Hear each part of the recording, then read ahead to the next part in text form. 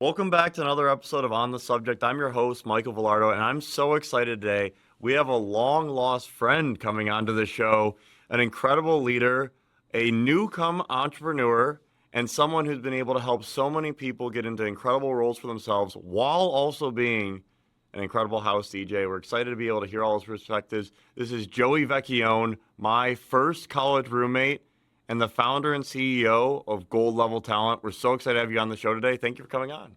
Dude, I appreciate you having me on. I couldn't have put together a better intro for someone, and I am honored to get that one. But no, so excited to catch up. I know it's been too long, but yeah, let's get into it.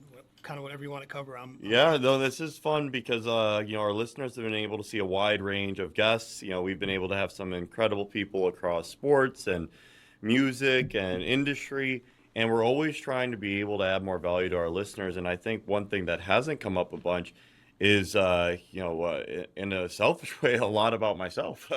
And this is actually really cool because you're someone who met me when I was 18, and you knew me pretty deeply 18 and 19 years old. Now I am 31, as are you, I believe, correct? Yes, sir. Yeah, okay, just making sure. So we've, it's been 12 years really since we've really spent consistent time together, and it's been 13 years since we met. So it's really cool to get a different perspective on things. And so what I would love to do is do a little bit of a rewind and talk about that college experience and being able to get into college, because we're, again, obsessed with college pathways and how it affects your life for better, for worse, for great, for grand. And so you are from Pinehurst, North Carolina. You're an incredible athlete. You actually were on the team with a top, 30 draft prospect, Dylan Maples. Mhm. What was it like when you were getting recruited in high school and how you decided to go play baseball at the University of Richmond? For everyone out there listening, University of Richmond, Division I school, Atlantic 10, the Richmond Spiders, beautiful campus. And I actually went there only for one semester, and Joey and I were roommates. But how did you make that decision? Yeah, so I would say I got a relatively late start on the recruiting process as well. I had a good friend who was committed to play at the Citadel, I think our sophomore or early junior year.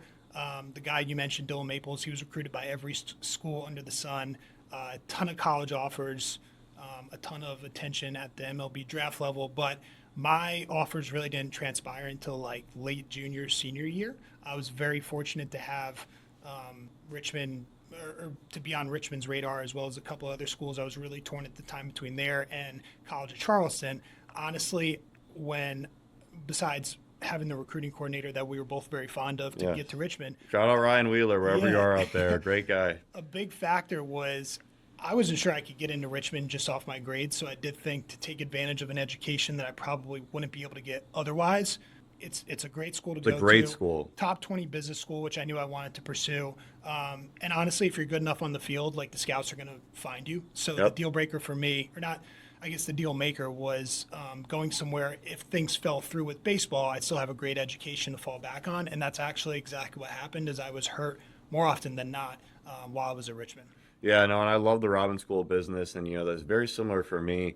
And we actually took a lot of classes together. We were in history of tobacco together. You Yeah. remember that? Ridiculous class, but I guess Richmond was a huge tobacco area long time ago, and so that was a class we took. I believe we were in microeconomics together as well. We were. You take those four first freshman classes, beautiful campus, walking around, and Joey makes such a great perspective, and especially for any fellow athlete out there, I'm sure you could be able to recognize the story. The coach influences your decision so much. We both were recruited by an incredible recruiter, and then a month before we get to campus, he up and leaves. And he has every right to do that, though, because he's trying to make money for his family. Now that we're adults, we can better understand that. He's trying to make money for his family, but the incentives aren't aligned. The coach incentive is not, hey, I want these kids to have the best life possible. It's they want to make as much money as possible for their family, understandably so. And so it puts the kids in a bad place. Now you can actually transfer freely if that were to happen because of the transfer portal. But back then, there was no opportunity there. Did you know right away after he left that you were concerned, or were you more of the mindset of, hey, doesn't matter who the coach is, I'm here because I love the school and I'm going to have the best experience ever because coaches don't matter? No, and that's a great question. I think my perspective, honestly, was I didn't know the alternatives that would be available, and maybe there really weren't any good ones.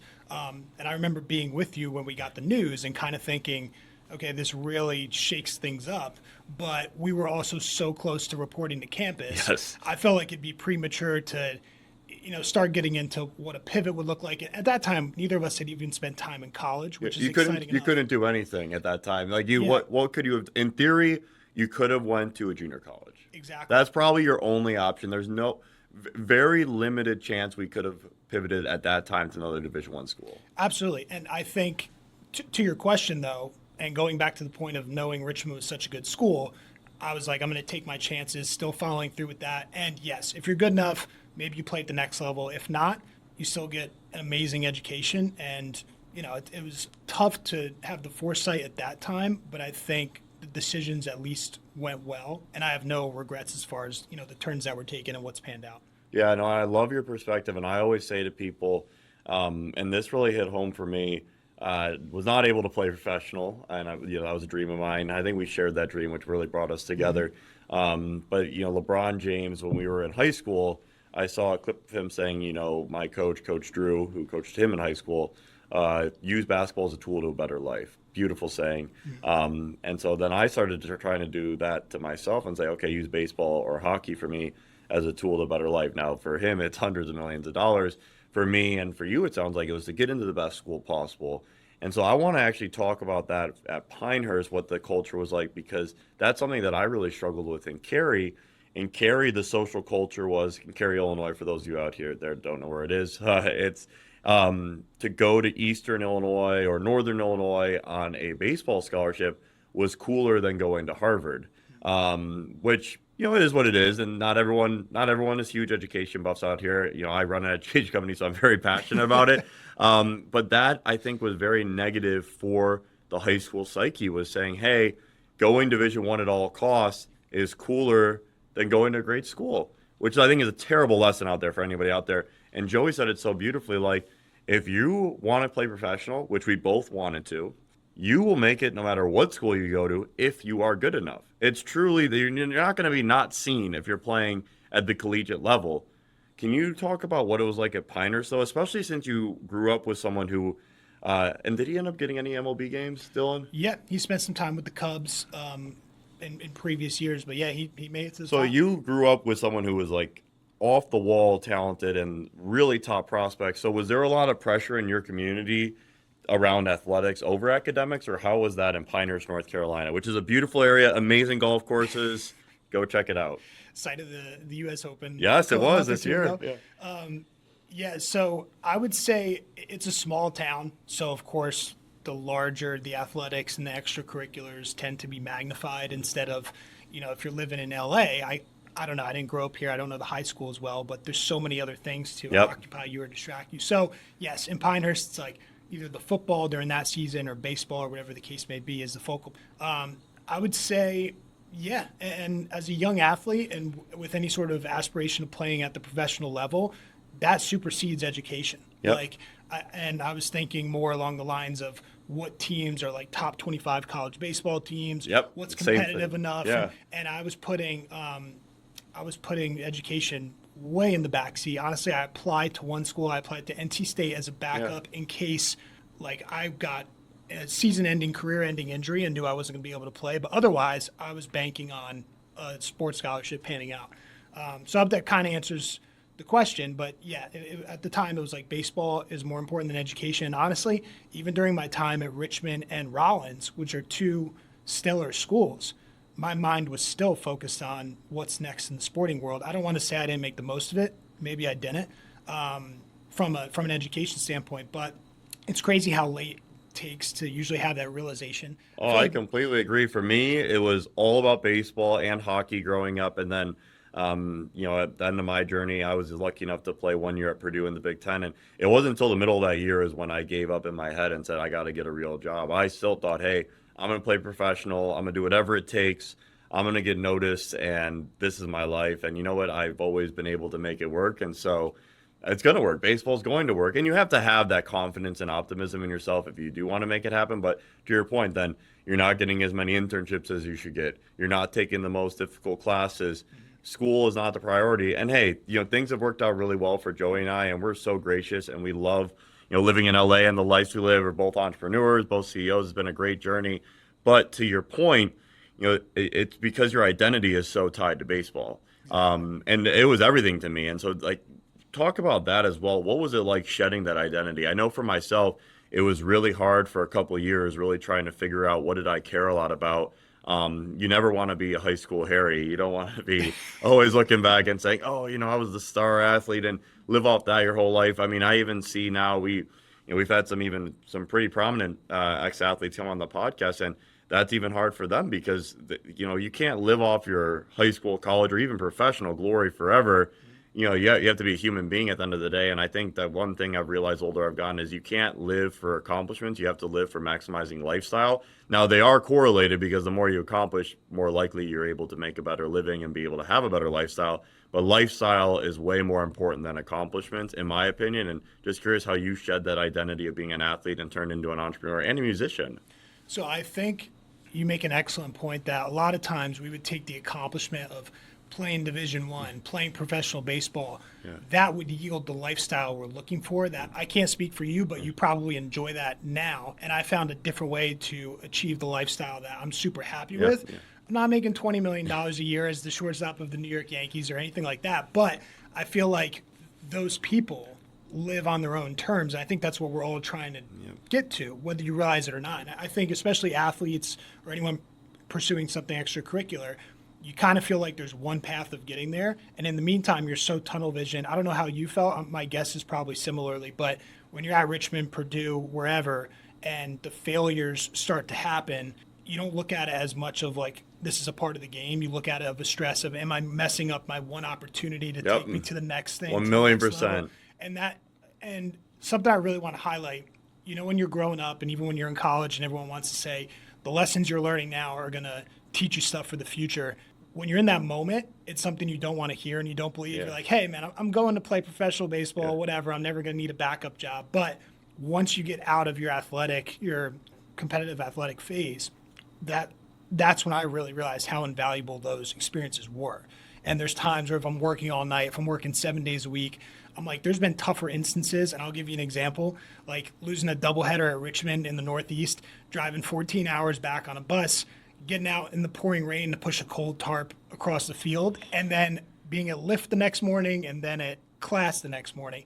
And that's not even an end of the world situation, but when I reflect on stuff like that, I'm like, I can sit here and get through the next several hours of clicking around, sending out messages, making a few calls. So that's where it really pays dividends of like even being lucky enough to compete at the college level.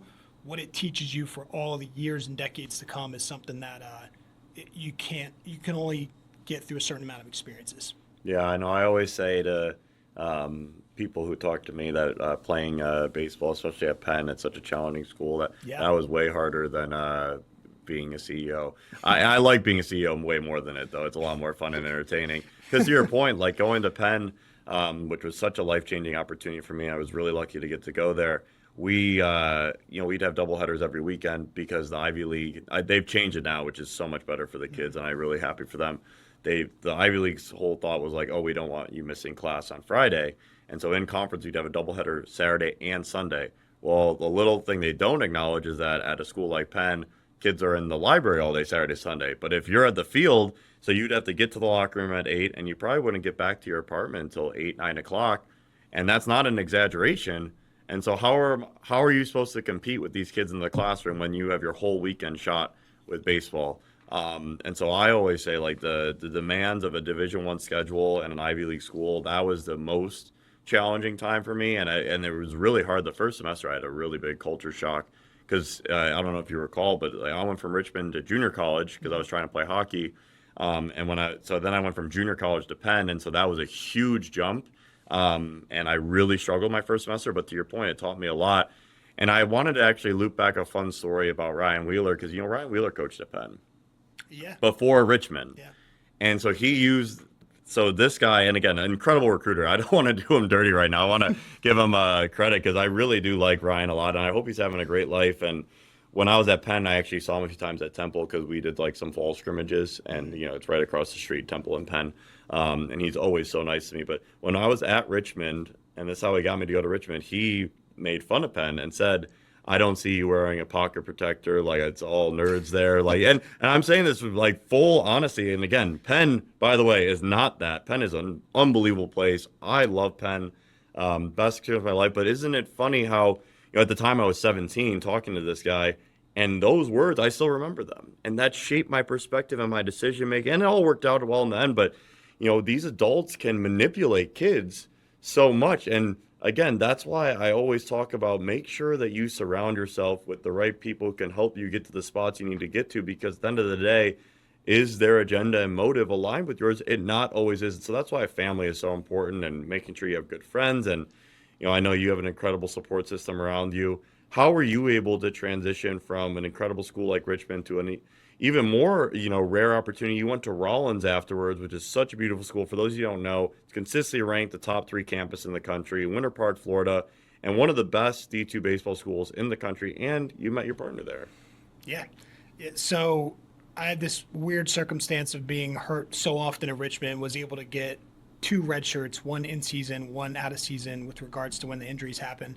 At that point, I'd been playing baseball since the age of 5, Yep. and I had the option to continue playing. I was probably in the camp at that moment of knowing I wasn't going to play at the professional level, but wanted to honestly have a chance to have some fun, because the previous 4 years at Richmond, between being hurt and between the battle going on between the ears, Yep. I think I kind of forgot how to enjoy the game. Yeah. And so at worst, I'm like, hey, I'm going to go down there, play, no expectations. Sure enough, was hurt another year down there. But my 6th and final year was the first one I played from front to back entirely. Nice. What positions did you play that year? Mainly just pitching. Yeah. Yeah, and it, it ended up all working out. But having the chance to extend the athletic career, at that point still, I was trying to put the education, or maybe the transition out of education and baseball and whatever was next, trying to start to put that at the forefront.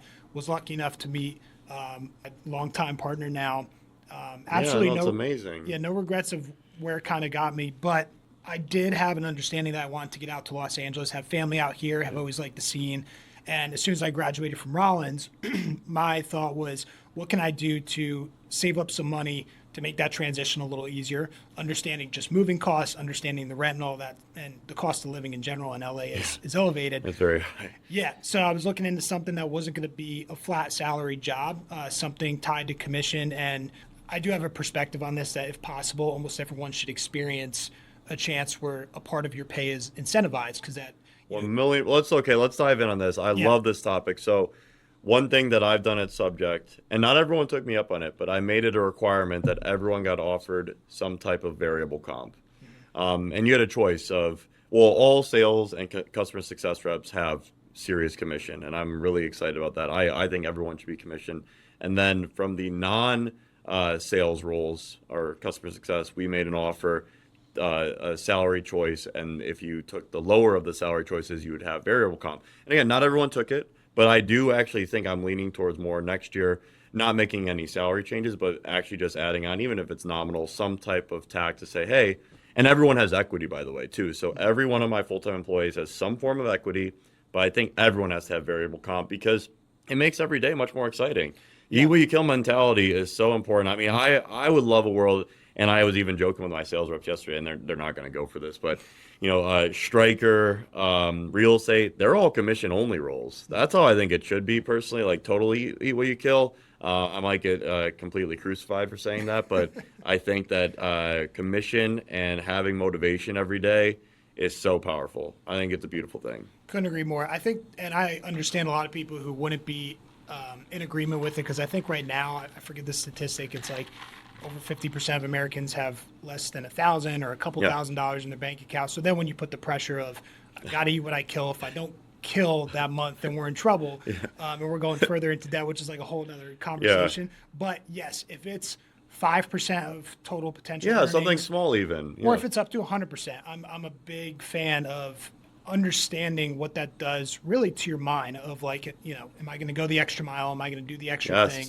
I also don't blame people. I think even Elon said, he would like to hire lazy people because they figure out how to get the most done with the least effort. Yeah. And for the most part, if you're in a salaried role, it's tough to look beyond, this week, if I do a great job and really push myself, or if I'm barely hanging in there, my pay is going to be the same. So I think naturally, a lot of people will say, okay, well, maybe I'm going to err more and more consistently towards just getting the job done instead of doing the best job possible. I'm not saying that's what people automatically revert to, but it's understandable. No, so yeah, it is understandable. I think the big thing for me is, and we've changed a lot as a company, and I've grown a lot as a leader, and I still make a ton of mistakes, and I think that's important. Everyone, you're always winning or learning.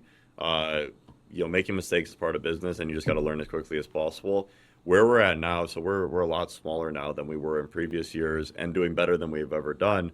My goal is to get half the company into the top 5% of earners in the U.S. Ideally, all of them, but it might not be a realistic, with the payroll and burn. But I would rather have less employees and have all of them making a ton of money, and have them all work a ton of hours. And I think that's my perspective and the culture I'm looking to build. It's not for everyone whatsoever. There's people who have been so talented who've come here and just not the best fit. And I totally understand. But the fit I want is few employees, make a ton of money, work a ton of hours, and hopefully we can find more people like that. But to your point, and I don't know, actually, did you see the video I put out? And I thought it was a fun little juxtaposition. Would you work 100 hours a week if you made $1 million a year? Yeah. That's that. I mean, and I actually think I got to start bringing that to all interviews, because if someone says no to that, then they're not the right fit. Because I would do it. I would love to do that. So I think that's really exceptional. And so one last thing I definitely want to touch on before we wrap up is the move to Los Angeles. You were so deliberate about that, which I think is really great. I'm a big proponent of, I think every young person. So anyone who's in their 20s, not that 30s isn't young, we're in our 30s, I still think it's very young. I think every person in their 20s should at least spend 18 months in one of 3 cities. And this, again, might be a hot take, but I think New York, SF, or LA, they're super expensive, they're super competitive, there's a lot of talent there in terms of working capacity. I think you will learn the most surrounding yourself with the most cutthroat environments. And so I would advise any person, 18 months, one of those 3 cities. And even if you hate it, which is totally understandable, 18 months. You have a long life to live. Hopefully we all live to 100 plus years old. That's not a long commitment. Why, other than, I know you mentioned the family, but how did you pick LA specifically? And do you think LA's made you a better professional versus staying in Florida or North Carolina? I think it has absolutely made me a better professional because, to your point, you put yourself in that pond that is tough to survive and swim in. And even if you leave eventually, you'll always have that perspective of what to revert back on. Like I was saying about the Richmond example, the doubleheader, all that, pushing the tarp. That's a memory I pull from regularly to keep myself on track. If you move to LA, San Francisco, or New York, even if you don't make it for 20, 30, 40 years, and in a lot of instances, I would argue don't stay there that long. Like if you go to New York City, if I were to make the same money there versus anywhere else, I'd probably say go to a different city because the ROI is better. No, totally. And I remember your family's from New York, so you have a good perspective on that. So the way that I look at it, because I agree with you on a lot of those perspectives, is, hey, just go and get, even if you get eaten alive, it's back to the sports comparison. Like playing in the most competitive environments will make you better. It might give you a lot of humble pie. It might really suck. You might deal with failure. That's something that I dealt with hockey, but before we even met, and I ran away from it. And that's my biggest regret in my athletic career, is that I was the worst player on this USA Under-18 team, committed to Ohio State, and I ended up quitting hockey because it was too hard for me, which is the worst excuse in the world. Now as an adult, I say, hey, if something's too hard for me or really beating me down, I want to seek it out more. I want to go after it more. And so I think LA really does bring it out of you. It's a very cutthroat culture, but it's also a very creative culture, which I think is great because you're a musician as well. It's so much creative energy because of the movie and TV industry in the city. And I think that promotes a lot of really great behaviors and really creates a lot of great entrepreneurial adventures here. Well, I think too, and I might kind of take a jab at where I grew up, but when you go to these bigger cities, you're not the one with the crazy idea because everyone from the bartender to the waitress to the person owning the bar to the person maybe working in accounting and finance, wherever, everyone is hustling on something else, which is really important to be around people like that. If you have the aspirations to do anything besides the norm. Now, granted, if I moved back to Pinehurst, North Carolina, great place to grow up, great place to raise a family, you'd get a lot more people looking at you sideways. And it's like, so you want to start a company or you want to play, professional sports or you want to be a musician or whatever. And I think you were making a point earlier about the recruiting coach forming ideas in your mind. You are still a byproduct of the people you spend your time around. 1,000,000%. So then you're going to convince yourself of whatever they want you to believe. And that's a dangerous game. So going to one of the biggest cities, that was my motivation. Pinehurst was small. Richmond was a little bigger. Rollins, which is the outskirts of Orlando, was a little bigger. And then LA is like, I'm not going to find a bigger market Yeah, here. LA It's is crazy. substitutable for San Francisco and New York. But if it's not for you, you've tested, at least within the U.S., the most expansive markets you can be in. But I think it teaches you a lot about yourself, and then you can make the decision, is this for me or not? And I totally understand it's a tough place to even come out here and survive. Sometimes the plane ticket alone is just not doable for some people, which I totally respect. But if you have the opportunity, it's that example of pushing yourself outside the comfort zone. And I think that's when you can get comfortable being uncomfortable, which I know is a very overused phrase, but it's so important. And then when that becomes your new baseline, I think that's when you become dangerous. And as a CEO, you're innovating every day. You're not trying to do what you did yesterday, last year. And in order to operate at that level, you can't remain comfortable. Where do you see yourself in 10 years? Where do you want to live? Probably right around here in West Hollywood. Love it, yeah. And I love West Hollywood. Yeah, it's amazing. I think what we love right now is not feeling like we need to get somewhere else, which prior to moving to West Hollywood, it's always been like, I need to be in a bigger city or a nicer part of town or whatever. So there's something really nice about saying, hey, even when we come back from vacation, I'm so excited to be home. I love it where we are. I wouldn't move one street in any direction. And I think that helps a lot for the psyche as well. I agree. West Hollywood's amazing. I've lived in a bunch of places in LA, so we live in Airbnbs. It's pretty radical, but we're minimalists. And so we've lived in over 6 places, but we're back in West Hollywood, Beverly Hills border right now, and absolutely love it. I walk to work every day. Unbelievable experience. And so the one thing I do want to leave us with, and the best way to end it is there a coach or teacher out there that you'd love to say thank you to? We always say coaches and teachers are the heroes to society, and we're always indebted to them. Now, not every teacher or coach leaves you with that memory forever, but there are a handful that really change your life, and just curious if there's anyone you'd want to shout out. It's funny because his name has come up a couple times, but I would probably want to thank Ryan Wheeler because there we go. See, because without him, you sound like we got to send this pod to him. Yeah, we absolutely will. Without him, I don't know you. I don't get into a school that academically maybe I wasn't there to begin with, or I wasn't going to be there to begin with.